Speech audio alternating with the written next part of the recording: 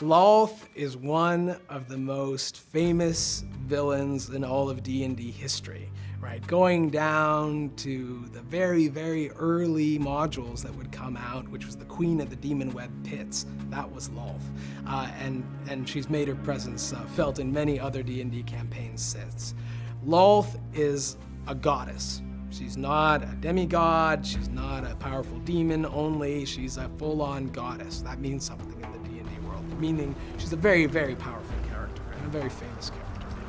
Lolth has her drow followers working on this very large plot that she has to basically take over Toril, the planet that they're actually on.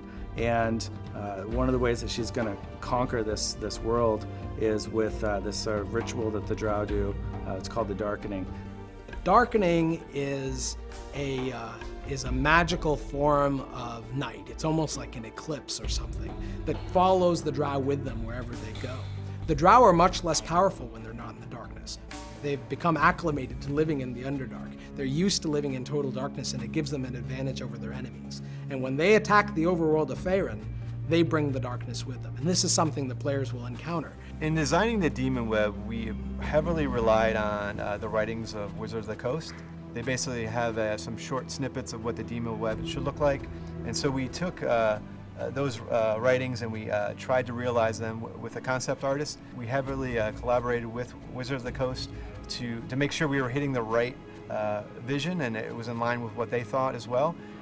It was very much wide open, and so we just took a creative brainstorming approach of what we want this space to be like.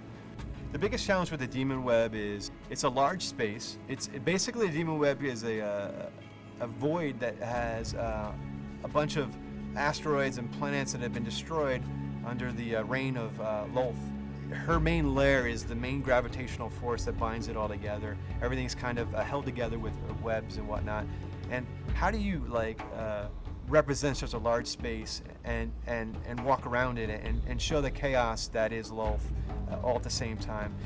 The cool thing about the Demon Web is it's really not like any other space, in that it's this kind of free-floating void in which there are all these broken pieces of world that have been, sucked in to this space by Lolth and almost, caught in her web.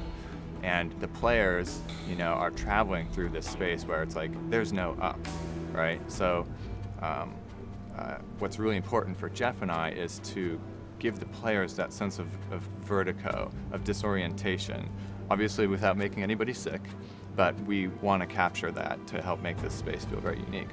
For me, just the epicness of it, that's really hard. We set our bar really high from basically the concepts and the CG videos we've done. So we want to hit that bar. We want the players to be wowed when they walk into space and really feel, wow, not only is this scary, but wow, this is pretty cool looking too.